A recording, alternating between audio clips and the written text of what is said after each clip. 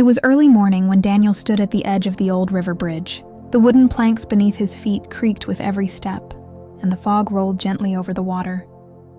He used to cross this bridge every day on his way to work, but today, he wasn't just crossing, he was leaving. Daniel had spent 12 years in the same office job. Every morning felt the same: coffee, emails, endless meetings, and a growing emptiness inside. He once had dreams of becoming an architect, designing places where people could connect and belong. But life, bills, and fear of failure had slowly pulled him away from that dream.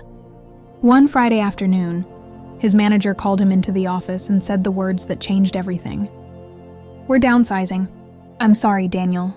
He smiled politely, packed his things, and walked out. But deep down, something strange happened. He didn't feel destroyed. He felt released. That night, sitting in his small apartment, Daniel opened his old sketchbook. The pages were yellowed, but the drawings were full of passion. Bridges, houses, parks, all filled with life. He realized that even after all these years, that fire inside him had never really gone out. He started small, designing for local businesses, volunteering to help renovate a community center. He had no big clients, no recognition, but for the first time in years he felt alive. Every project reminded him that creation was his way of healing.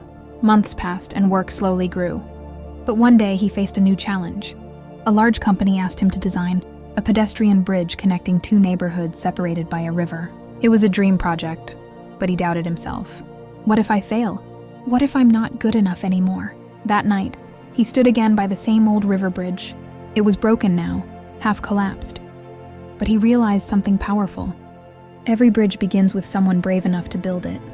He took a deep breath, returned home, and started drawing. Weeks turned into months, and Daniel poured his soul into the design.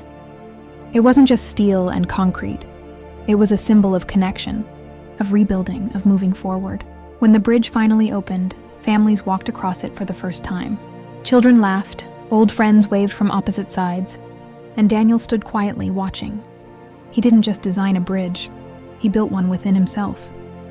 Immoral message: life will sometimes break the paths you once trusted, but every ending is a chance to build something new, stronger, truer, and closer to who you really are.